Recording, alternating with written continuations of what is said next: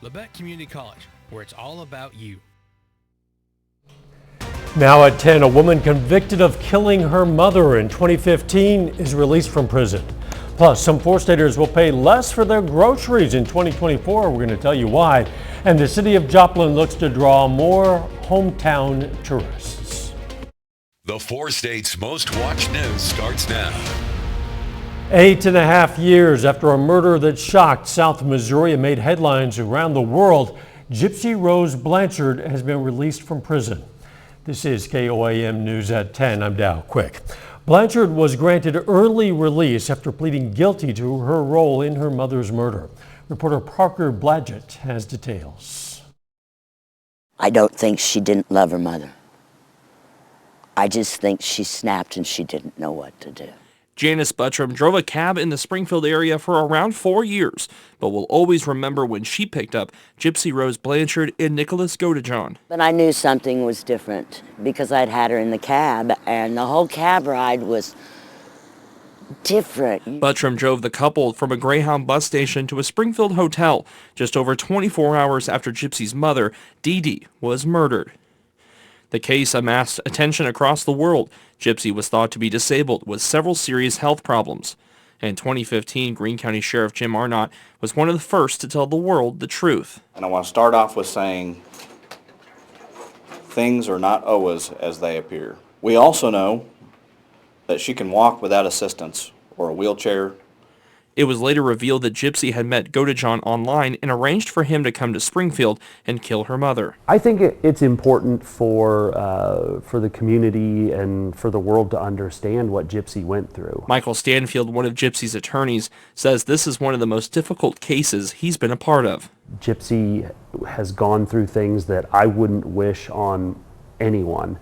Gypsy pleaded guilty to her role in her mother's death, and those close to the case say this is a new start for the woman once impacted by Munchausen by proxy. I think it's brought a lot of attention to the fact that we need to be open and keeping our eyes open to the fact that these things happen, and make sure that we're not allowing another child to end up in this type of situation.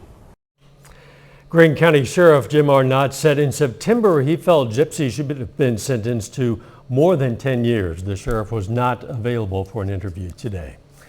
Chloe Arroyo joins us now with a first look at the weather.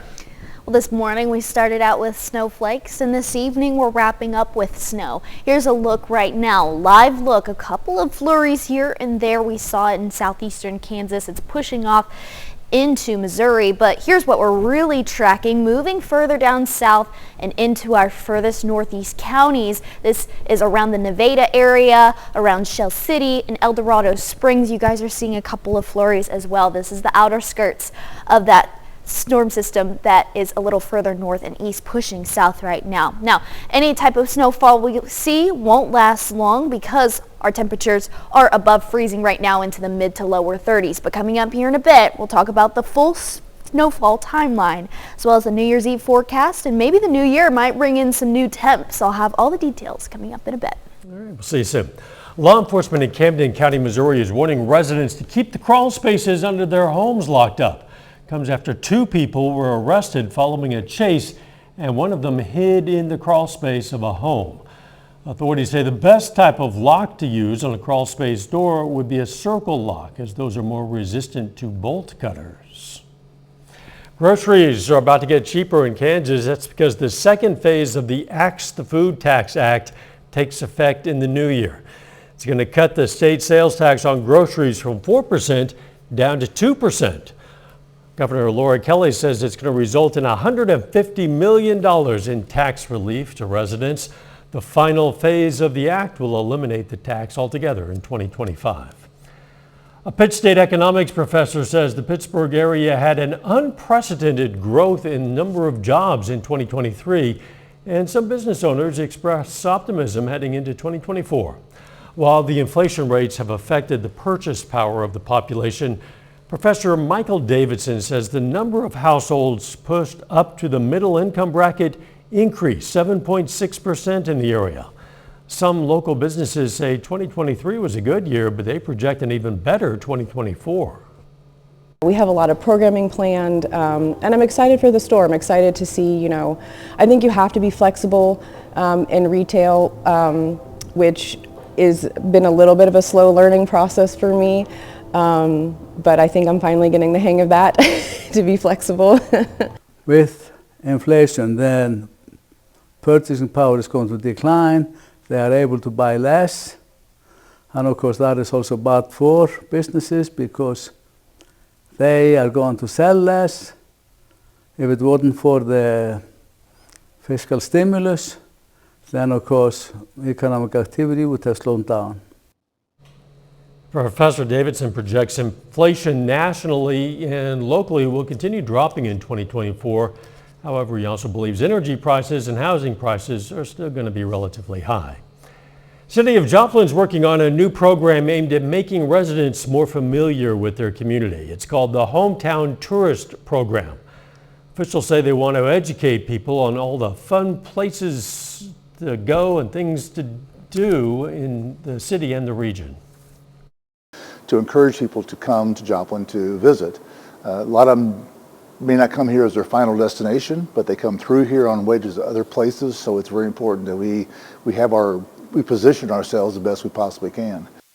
City's still working on guidelines on how to educate residents about attractions.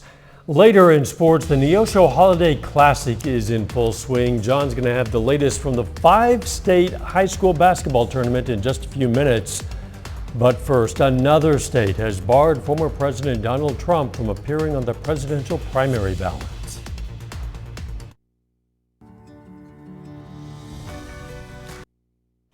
Maine has now ruled that former President Donald Trump is not eligible to appear on that state's 2024 presidential primary ballot. Faces more than a dozen legal challenges to his eligibility for office under the 14th Amendment in both state and federal courts. Wendy Gillette reports on the latest decision and the possible ramifications.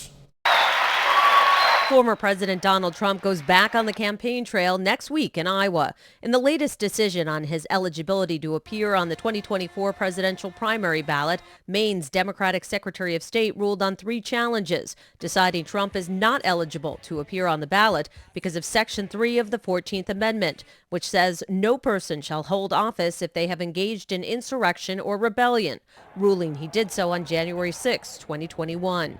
A hearing on the challenges was held earlier this month in which Trump's attorney argued his case. There's substantial federal jurisdictional issues that prohibit a state from engaging in this type of behavior. Trump's campaign says an appeal will be filed in state court, but it's unlikely to end there. Michigan Supreme Court said Wednesday Trump will remain on the state's primary election ballot following a challenge.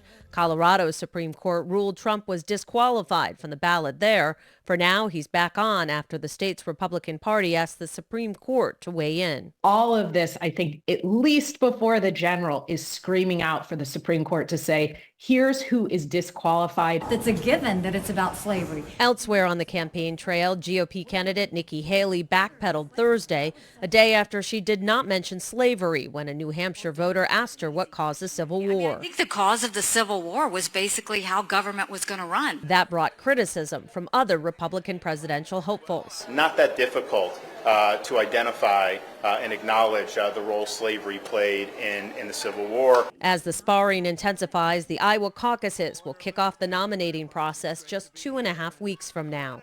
Wendy Gillette, CBS News. GOP candidate Vivek Ramaswamy is calling for all of the Republican hopefuls to take themselves off state ballots where Trump is removed. Americans are getting ready to say farewell to 2023, and for some, it's not a moment too soon. At the 17th annual Good Riddance Day event in New York's Times Square, people bid an early farewell to all sorts of things from the past year.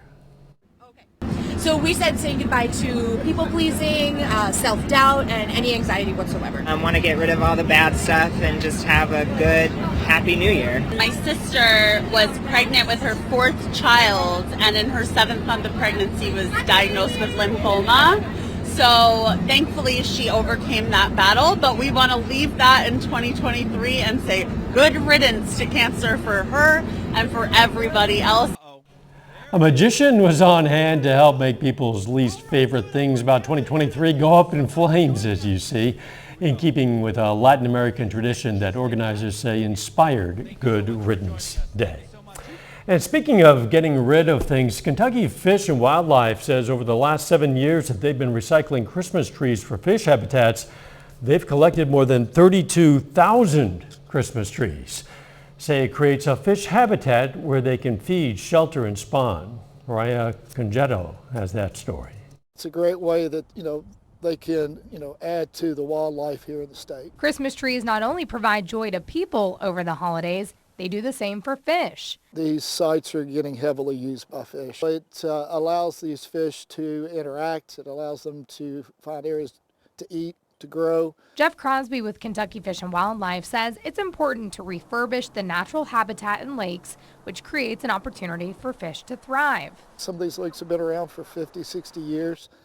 And over time, a lot of that natural material, decays and goes away. So adding that back provides that benefit to those fish. The donated trees will be dropped into select lakes all over the state at a variety of depths.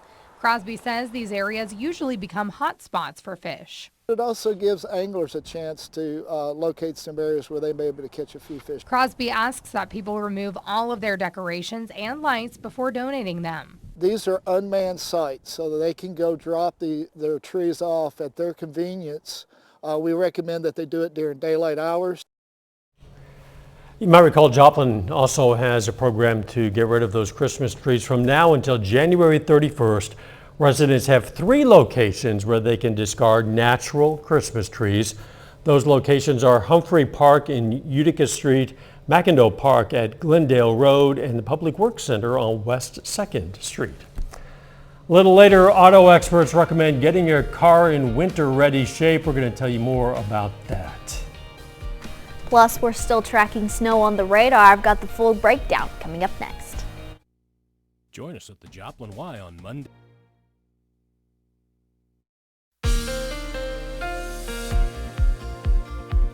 Well, the snow isn't over yet. We're still tracking snow live on the radar heading into the 4-state area. Let's take a look at the one and only Indigo Sky Casino and Resort just west of Seneca, Missouri. Nothing going on right here right now, but they may see a couple more flurries heading into tonight. Here's what we're tracking in total. A couple of isolated areas, a couple light bands of snow across the central portions of the area. This is intersecting between Kansas, Oklahoma, and Missouri. Now, this started out as a pretty solid band, and then as it pushed further down south has fizzled out pretty much completely. The energy has really taken up from this larger system up here. This is a low pressure system pushing further down south, and it's starting to dip into our farther northeastern counties. So around the Nevada area, El Dorado Springs, you guys are seeing a couple of light flurries here and there. So if you want to, maybe open up your window. I mean, it's pretty cold outside, so I wouldn't step outside if I were you, but might want to check that out right now. And quickly too, because once it hits the ground, it's not going to last long. Here are our temperatures right now, just a hair above freezing. Joplin at 35, as well as Lamar. Nevada, you're at 35, so nothing really is going to stick right now. Stockton 36, Yates Center over here, you're at 33, just a degree above freezing. So we're getting pretty close. As we head into our lows tonight, we will be freezing, and so, or below freezing at that point. And so heading into tonight, when we see this snowfall mainly in Missouri, there's the majority of moisture and lift is in the Missouri area. So we're going to be seeing chances for some flurries here and there over in Missouri. Compared to Kansas and Oklahoma, you guys are pretty much done with the snow for tonight. So we'll continue to track that into Friday morning. That's going to fizzle out, and then Friday afternoon into the evening will be upper 30s to lower 40s throughout the afternoon and evening before we see a little bit of a break on Saturday. Here's a look at the forecast in terms of totals, accumulation totals.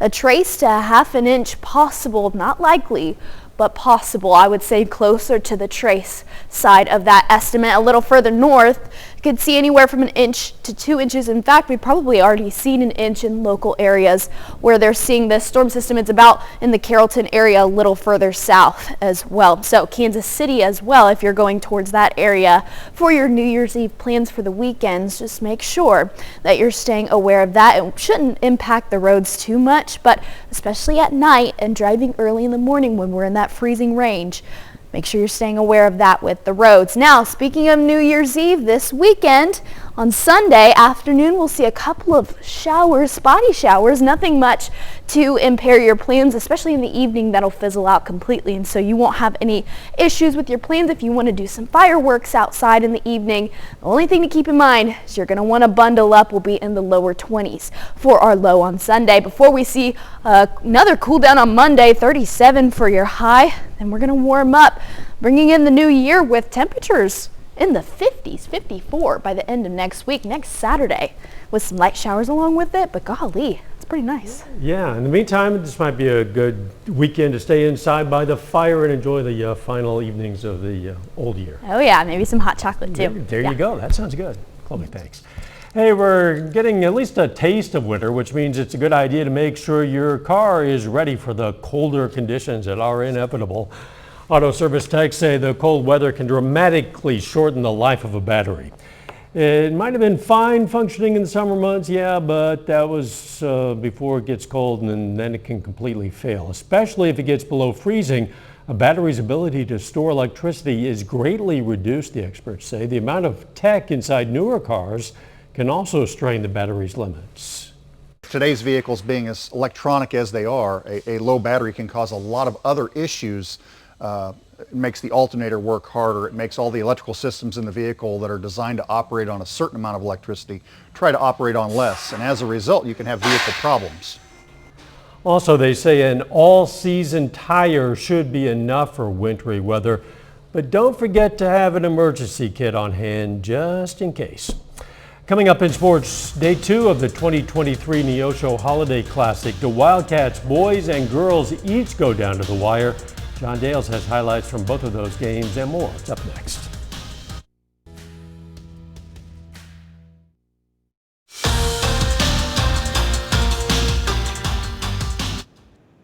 It is day 2 of the 2023 Neosho Holiday Classic basketball tournament. Yesterday, Neosho boys were the only local team to get a win in the quarterfinal round. But this morning, Seneca boys start with a big win, 81-58 over Bentonville West JV. Now this is after the Indians lost by 2 to Benton yesterday. They move on to the 5th place game. That's tomorrow afternoon at 1:30. In that 5th place game, the Wildcats will face McDonald County Mustangs in a similar position to the Indians. They lose their quarterfinal Wednesday to Huntsville. But they rebound this morning, beating Westwood 64-49, who's here from Tennessee. Their game 1:30 tomorrow at Neosho Junior High. Over to the girls division, Seneca lost in its opener and falls again in its second game. The Lady Indians dropped today's contest 57-25 against Huntsville. Their tournament not done yet though. Seneca plays in the 7th place game tomorrow. It faces the loser of Neosho and Huntsville. Meanwhile, Neosho girls basketball taking on Hillcrest in that contest after receiving the pass quick pump fake from Reagan Williams. She bounces down low and the pass shot up and good for 2. Jasmine Washington scores, and Washington again from the inside over a couple of defenders. This time on the inbounds play, it's 13-11 Wildcats. Moving ahead, quick fumble of the ball for Neosho. It's loose on the floor, but it's picked up and scored. Quick 2 from Quinlan Depot. She's fouled as well. It's 17-18 Hillcrest at that point. Then the dish from Washington to Thomason, who puts out the mid-range jumper, good for 2. Beating her defender to the ball with room to run. Now Quinlan Depot dives in for a quick bucket. Press break in full effect after that. Wildcats break the press, then awaiting Courtney Thompson underneath the basket makes it 25-22 with 3:47 left in the third. Neosho goes on to win by 5. The Lady Wildcats, they play again tomorrow in the 5th place game of the tournament. Neosho boys basketball also in action today. They're in the semifinals against Huntsville. Quick steal here from Caden Asbury, who shares the wealth at the other end to Hunter Branscombe. Scores even a 2. Emphasis on defense. Another steal in transition. Collier Hendricks fouled on the bucket. Then defense swarming. Caden Asbury as they get the shot that's nothing but net. Wildcats up by 3. Smooth crossover into more traffic. Defense still not enough to stop Tyrone Harris as he scores inside. Then the Wildcats taking their time moving the ball. They eventually get it to the right cut. Tyrone Harris again on the inside. It's 10-5 Wildcats at that point. Wildcat ball movement, really a coach's dream. Tyrone Harris, benefactor of the sharing of the sugar. Caden Asbury wants a little bit more long. Don't fret. Collier Hendricks gets the offensive rebound. Strong back down for 2. It's 23-14 Wildcats at that point, but in a close game, Neosho loses by 2. Wildcats are going to play for 3rd place tomorrow against Benson. Now that's a look at sports. We'll be back after this.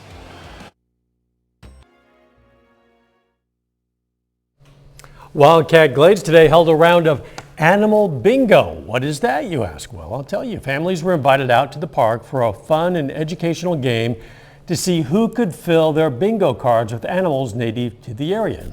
Of course, you get to see some live animals. Organizers say the game was a great way to introduce people to some of those creatures. A whole state, some of them, or I'd say the majority of them, you can find in our local area, even here around the Nature Center. There were a few, though, that we might see in other parts of the state more frequently than here necessarily. For a full listing of fun and educational activities in our area, and there are a lot of them, go to mdc.mo.gov/events.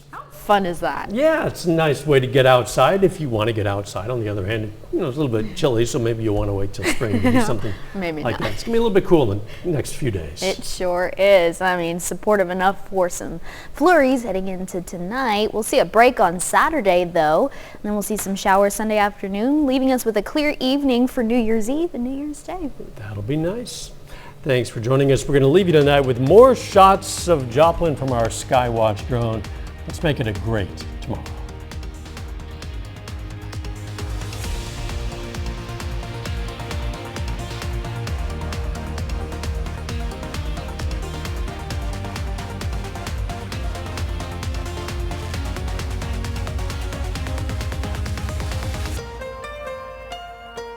Captioning on KOAM.